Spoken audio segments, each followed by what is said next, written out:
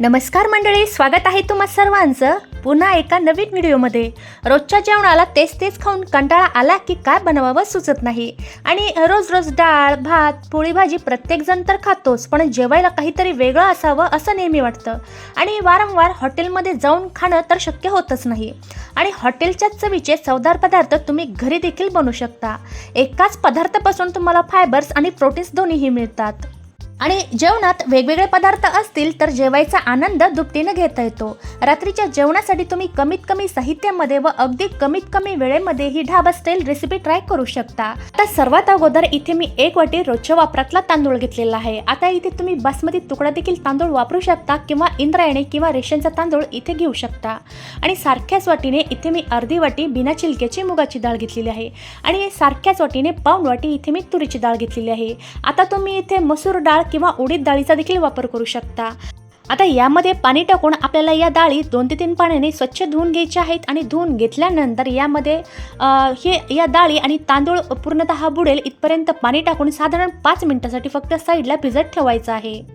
तर तोपर्यंत आपण इकडे पूर्वतयारी करून घेऊयात। त्यासाठी एक मोठ्या आकाराचा कांदा बारीक आकारात कट करून घ्यायचा आहे आणि सोबतच 6 ते 7 लसणाच्या पाकळ्या आणि 2 ते 3 हिरव्या मिरच्या आणि सोबतच 1 टोमॅटो घेतलेला आहे। आता हे सर्व आपल्याला बारीक आकारात कट करून घ्यायचं आहे। कधी कधी काय होतं, दिवसभर थकल्यानंतर आपल्याला देखील स्वयंपाक बनवायचा कंटाळा येतो। अशा वेळी तुम्ही झटपट हा बेत बनवू शकता। यासाठी तुम्हाला भरपूर वेळे अगोदर पूर्वतयारी करून ठेवावी लागत नाही। अगदी 10 मिनिटात ही ढाबा स्टाईल रेसिपी तुम्ही बनवू शकता। योग्य प्रमाणात साहित्य घेतल्यास ही रेसिपी झटपट बनवून तयार होते। आता सर्व साहित्य कट करून घेतल्यानंतर साधारण कुकरमध्ये 2 चमचे मी इथे साजूक तूप टाकलेलं आहे आणि नंतर 1 पळीभर तेल टाकलेलं आहे। आता तुम्हाला पाहिजे तर तुम्ही इथे नुसतं तेल किंवा तूप देखील इथे वापरू शकता। आणि जिरे मोहरी मस्त तडकल्यानंतर इथे मी लसूण टाकलेला आहे। लसूण आपल्याला जास्त ब्राऊन देखील होऊ द्यायचा नाही आणि नंतर बारीक कट केलेल्या मिरच्या टाकलेल्या आहेत। सोबतच 5 ते 6 कढीपत्त्याची पाने टाकलेली आहेत। आता याचा हलकासा रंग बदलेपर्यंत आणि याच्यातला कच्चेपणा जाईपर्यंत हे सर्व जिन्नस मस्त असे मंद आचेवर परतून घ्यायचे आहेत आणि छान परतल्यानंतर जो बारीक कट करून घेतलेला कांदा होता तो देखील इथे मी टाकून दिलेला आहे। आता इथे कांद्याचा वापर तुम्ही शिल्लक देखील करू शकता बरं का। आणि हा कांदा देखील मंद आचेवर हलकासा ट्रान्सपरंट होईपर्यंत मस्त असा परतून घ्यायचा आहे। हा ढाबा स्टाईल पदार्थ बनवण्यासाठी तुम्हाला बाहेरून काहीही आणण्याची गरज नाही। अगदी कमीत कमी साहित्यामध्ये म्हणजे अगदी झटकीपट 10 मिनिटाच्या आतमध्ये हा ढाबा स्टाईल पदार्थ तुम्ही बनवू शकता। आता कांदा हलकासा ट्रान्सपरंट झाल्यानंतर इथे मी बारीक चिरलेला टोमॅटो टाकलेला आहे।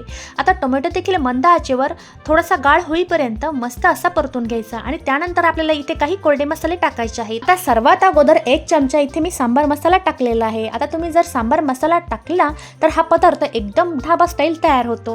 आणि नंतर सारख्याच चमच्याने 1 चमचा लाल तिखट आणि अर्धा चमचा हळद पावडर आणि पुन्हा 1 चमचा इथे मी धनेपूड टाकलेली आहे।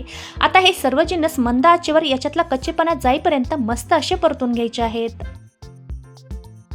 आता सर्व जिन्नस मस्त असे परतून झाल्यानंतर तांदूळ आणि डाळीतलं पाणी मी निथळून घेतलेलं आहे। आता डाळ आणि तांदूळ कुकरमध्ये टाकून द्यायचे आहेत। साधारण मंद आचेवर ही डाळ आणि तांदूळ या मसाल्यामध्ये 1 ते 2 मिनिटांसाठी चांगली परतून घ्यायची आहे।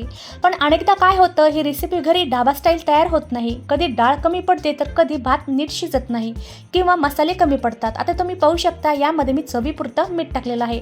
मीठ देखील यामध्ये चांगलं मिक्स करून नंतर यामध्ये बारीक चिरलेली वरून कोथिंबीर टाकलेली आहे। आता कोथिंबीर देखील यामध्ये चांगली मिक्स करायची, तांदळासोबतच चांगली परतून घ्यायची। ज्या वाटीने तांदूळ डाळी मोजून घेतलेला आहे त्या वाटीने इथे मी 6 वाटी पाणी टाकलेलं आहे। आता तुम्ही इथे पाण्याचं प्रमाण कमी जास्त देखील करू शकता, पण ही डाळ खिचडी मला थोडीशी पातळच बनवायची होती।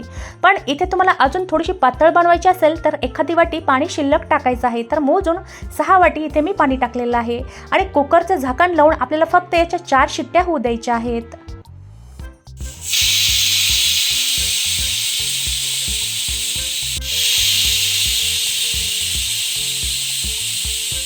त्या कुकरच्या मी पूर्णतः 4 शिट्ट्या करून घेतल्यानंतर आणि कुकरचं पूर्णतः प्रेशर बाहेर निघाल्यानंतरच कुकरचं झाकण खोललेलं आहे। आता तुम्ही पाहू शकता मस्तपैकी ढाबा स्टाईल आपली इथे डाळ खिचडी तयार झालेली आहे। खिचडीचं टेक्स्चर तुम्ही पाहू शकता, अतिशय सुंदर असं आलेलं आहे. तर इथे तयार आहे आपली ढाबा स्टाईल ही डाळ खिचडी. अगदी कमी साहित्यामध्ये आणि झटपट बनून तयार होते. साहित्याचं प्रमाण योग्य असलं आणि मसाल्याचं देखील प्रमाण व्यवस्थित असलं की ही ढाबा स्टाईल रेसिपी बनून तयार होते. आणि रोज रोज स्वयंपाक बनवून आपल्याला कधी मधी कंटाळा तर येतोच किंवा दिवसभर थकल्यानंतर अशा वेळेस तुम्ही झटकीपट ही डाळ खिचडी ट्राय करू शकता.